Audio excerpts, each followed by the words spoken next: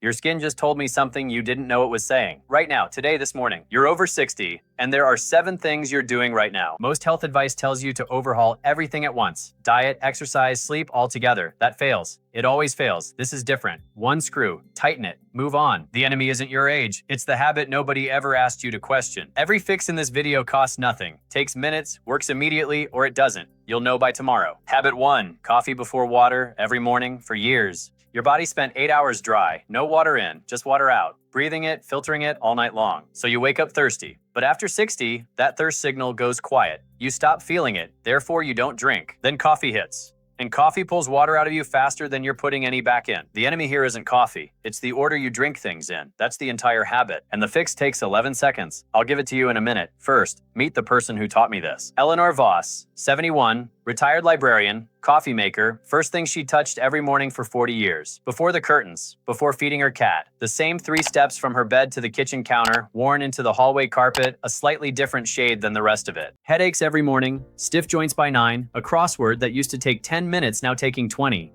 She started leaving it for the afternoon, instead of doing it with her coffee, the way she'd done every single day since she retired. She called it getting old. You'd call it the same thing. Most people do. Here's the part she told me later, almost embarrassed. Her daughter had sent her a video about this exact thing months earlier. Eleanor watched 40 seconds of it and closed it. Too simple, she thought. If it mattered, someone would have told me already. She sat on that video for 3 months, headaches every single morning for 3 months, while the answer sat unread in her messages. Stay with me, because what actually fixed her took 11 seconds, and I promised you that 11 seconds 2 minutes ago. 1 glass of water, before the coffee, that's the entire fix.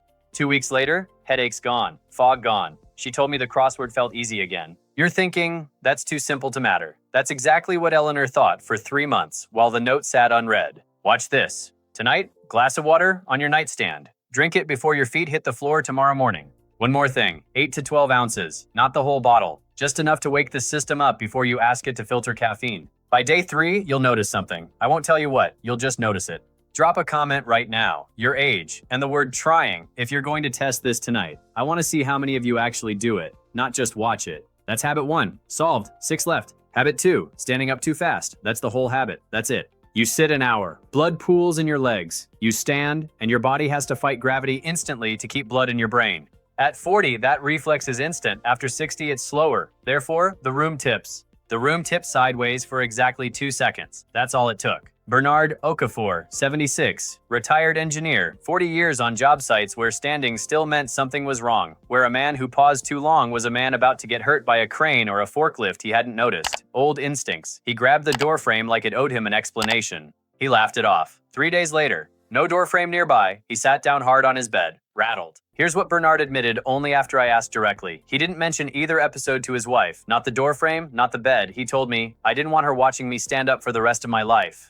He was more afraid of being watched than of falling. That's not unusual. I hear a version of that sentence constantly, usually from men his age, usually delivered like a confession they've been holding on to specifically to tell a doctor and no one else. The fix. Pause 3 seconds. Flex your ankles twice. Rise slow, not all at once. Most people spring up out of a chair like they're late for something. That's the terrible method. Slow, deliberate, 3 seconds. That's the fix. Bernard does it now every time. He skipped it once in a hurry, dizzy again immediately. That's when he actually believed it mattered. This is the single most common fall risk habit I see in my practice. Not exercise, not diet, standing up. Quick thing. If that's ever happened to you, the room tilting, catching a wall, drop your age in the comments. One word, yes. I want to know how many of you this is talking to right now. The people who comment on this one usually tell me it happened more than once. You're probably one of them. If you just thought of someone specific while I was talking, a parent, a spouse, a neighbor, send them this video right now before you forget. Not at the end. Now, while their face is still in your head. If you're still here at the halfway point, do one thing for me. Hit subscribe now, not at the end. Half of you will forget by the time we get there, and I'd rather have you than lose you to your own memory. Habit 3. Fast 1. Screen, then bed, no gap. Screens kill melatonin. Melatonin is your sleep switch. The blue wavelength specifically tells your brain it's still daytime, even at 11 at night, even in a dark room, even when your body has been signaling for the last hour that it's ready to wind down. Therefore, you're flipping the switch off right when you need it on. After 60, that recovery takes longer. So the habit that cost you nothing at 40 costs you real sleep now. You already know this one, probably from your own kids telling you. This time it's a doctor telling you, so maybe it'll stick. 20 minutes, screen off, lights down, that's the whole fix. Reading on your phone in that window, still bad. Reading on paper, genuinely different. The blue light is the actual problem, not the reading. Habit 3 done.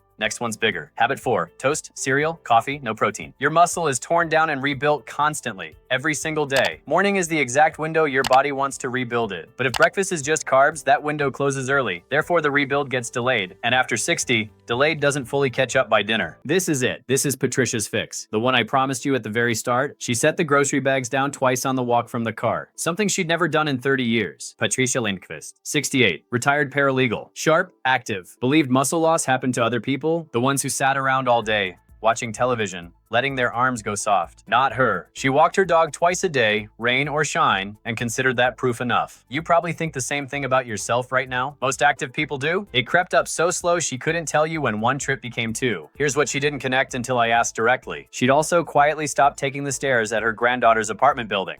4 flights, and started waiting for the elevator instead. She told herself it was faster. It wasn't faster. The elevator there is slow. She just never let herself finish that thought. What did you actually eat this morning? Real protein? That's the fix. Eggs, Greek yogurt, cottage cheese. Pick one every morning. 3 months later, at an appointment about something else entirely, she mentioned it almost in passing. Groceries. One trip, again. And the stairs at her granddaughter's building. She'd started taking them again too, without deciding to. If you have kidney disease, check with your doctor before raising your protein. That's a real exception, not a disclaimer for show. If that grocery bag story hit closer to home than you expected, that's what the like button is for. Tap it now. Habit 5. Wake up. Sit down. Stay sitting. Your body dumps a hormone the second you wake, cortisol. Most people only ever hear that word attached to stress, so it sounds like something to avoid. It isn't, not here. This particular surge is priming your entire system for movement. Your joints, your circulation, your alertness, all waiting for a signal that says go. But if you sit through that window, the signal fires for nothing. Therefore, your joints stay stiff longer than they need to, and your energy never quite catches up. 10 minutes of movement before you sit down with coffee, a walk. Light stretching, standing at a window in daylight. This single habit, morning movement before sitting, shows up in nearly every longevity study I've reviewed in 20 years. Nearly everyone? Picture your actual first hour. Not what it should be, what it actually is. For most people, it's coffee and a chair. Been true so long, it doesn't feel like a choice anymore. Comment your actual first hour. Honestly, I'll read it. I read all of them. Habit 5?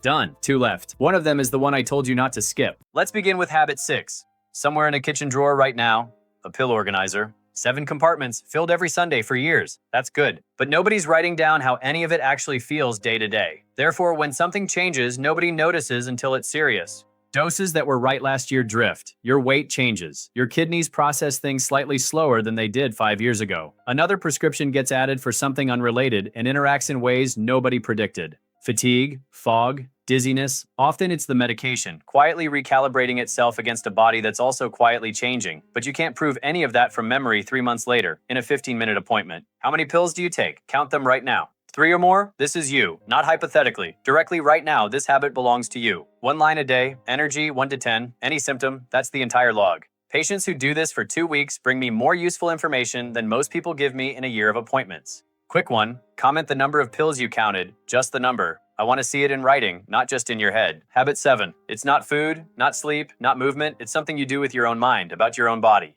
It's a sentence, one you said to yourself, probably this month, just out of shape. Short of breath on the stairs, just out of shape.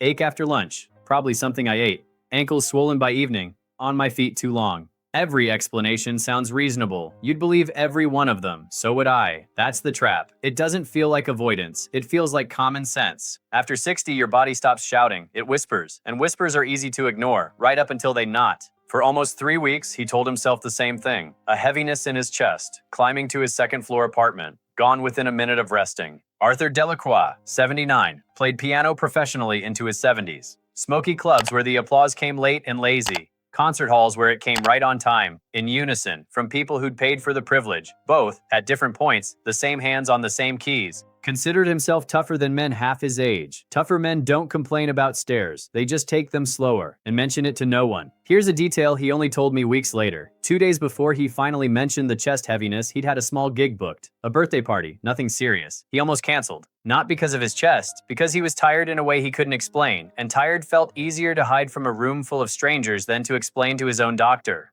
He played the gig. He told me the applause felt like it was happening to someone else, from very far away. The enemy in this story isn't his heart. It's the sentence he kept telling himself. Same enemy, every single time, in every story I've told you tonight. He finally mentioned it, almost an afterthought, the way people always do with the thing that actually matters most. Testing found a significant narrowing in one of his coronary arteries. Procedure recovered. He said, "I've spent my whole life being the tough one. Nobody ever told me that toughness was going to be the thing that almost got me." The rule: same symptom twice in 2 weeks, write it down, bring it in, not overreacting. Attention your body has earned. Twice in 2 weeks, write it down. Most people who hear this rule forget it by tomorrow. Write it down right now. Somewhere you'll actually see it. If Arthur's story did anything to you just now, share this video. I told you 7. I'm giving you 3 more, free, because they sit underneath the 7 I already gave you. First, the sentence that ends every phone call, ending every call the same way. "I'm fine, don't worry about me." Every single time.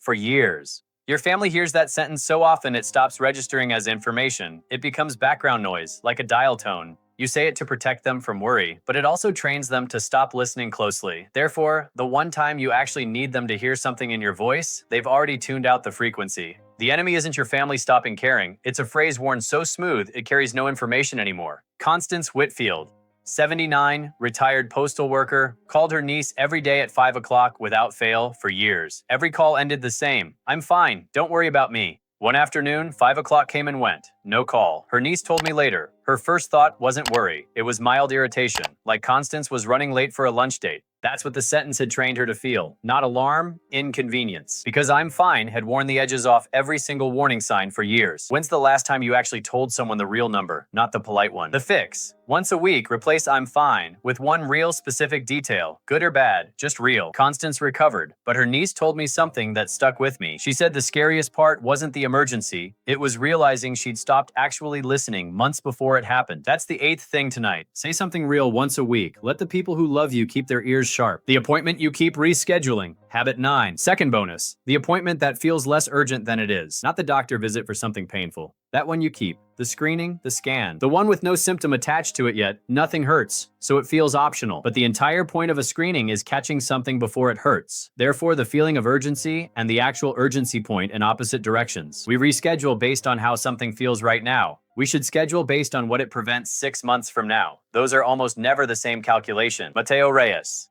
74. Rescheduled the same screening 3 times in 1 year. First, it was a golf trip he'd planned months earlier. Then a grandson's graduation he genuinely couldn't miss.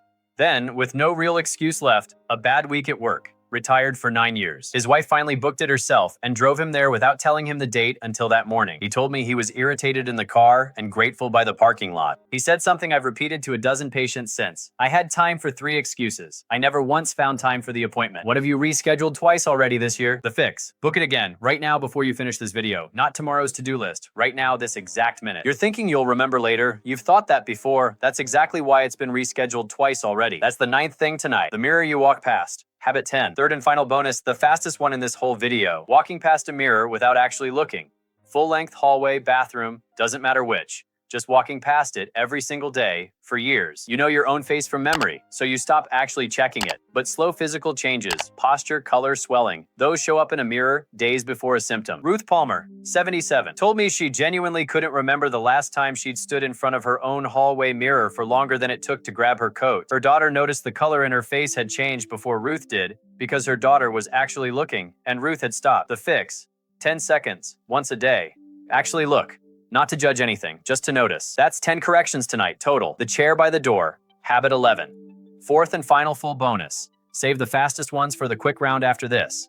This one deserves its own story. Keeping a good coat or a good pair of shoes for occasions that keep not happening.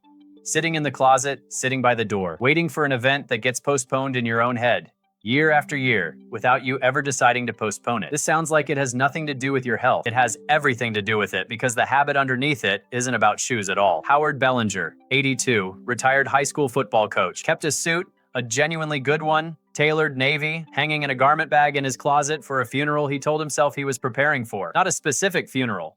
Just the idea of one someday that he wanted to look right for. He hadn't worn a suit to anything else in 6 years. Not his grandson's college graduation, not his own 50th wedding anniversary dinner, which he attended in a sport coat instead, because the suit was for something more serious. His wife finally asked him directly why he was saving his best clothes for the worst possible occasion.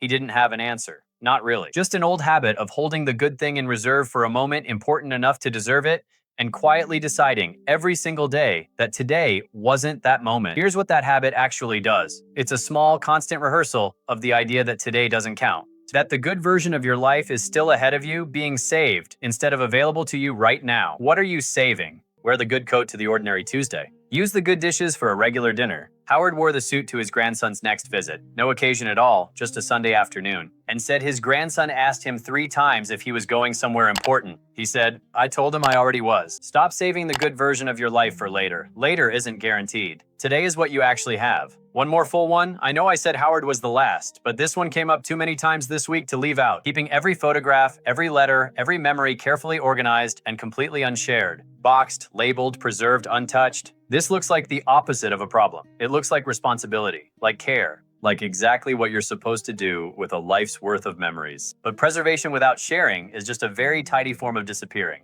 Vivian Okonkwo Reyes, 81, retired elementary school teacher. 40 years of photographs, organized by year, in acid-free boxes in a closet her children had never once been invited to open. Not out of secrecy, out of a quiet belief that nobody would actually want to sit through it. She told me she'd started to think of the boxes as something for after she was gone. Something her children would go through then, when they'd finally have the time, when it would finally seem important enough to bother with. Here's what that belief actually does. It turns 40 years of your own life into an inheritance instead of a conversation. It waits for a moment you won't be present for instead of using the moments you still are. What are you keeping for after? Not the photos necessarily, I mean the actual thing. The story you assume nobody wants to hear yet. The memory you're saving instead of telling. The fix. 1 box, 1 Sunday. Open it with someone out loud this month. Not the whole 40 years. 1 box. Vivian's granddaughter came over for what was supposed to be an hour. They opened 1 box. 3 hours later, they were still on the floor of the living room, and her granddaughter had recorded almost all of it on her phone without either of them planning to. Vivian told me, "I spent so long assuming they'd want this later." Nobody ever tells you that later has a way of quietly becoming never. Before the objections and the questions, a quick round. 3 more corrections, 30 seconds each. No stories this time, just the fix. 1. Salt at every meal, out of habit, not taste. Taste it first. Add after, if it needs it. Most food doesn't. Your taste buds after 60 need less encouragement than you think, and most of the salt on your food is landing there before your fork ever touches it. 2. Reading the label once, at the pharmacy, then never again. Prices change, fillers change, manufacturers change without telling you, and a generic from one company isn't chemically identical to a generic from another, even when the active ingredient matches. Read it every refill, 30 seconds, every time. 3. Answering fine when someone asks how you're doing, even when you're not. This is Constance's habit's quieter cousin. Not the phone call sign-off, just the reflexive answer to a stranger at the grocery store, a neighbor on the porch, anyone who asks in passing. Say the real answer once a week to one person. Practice makes the real answer easier to say when it actually matters, in the room where it counts. Salt after taste. Read every refill. Say the real answer once a week.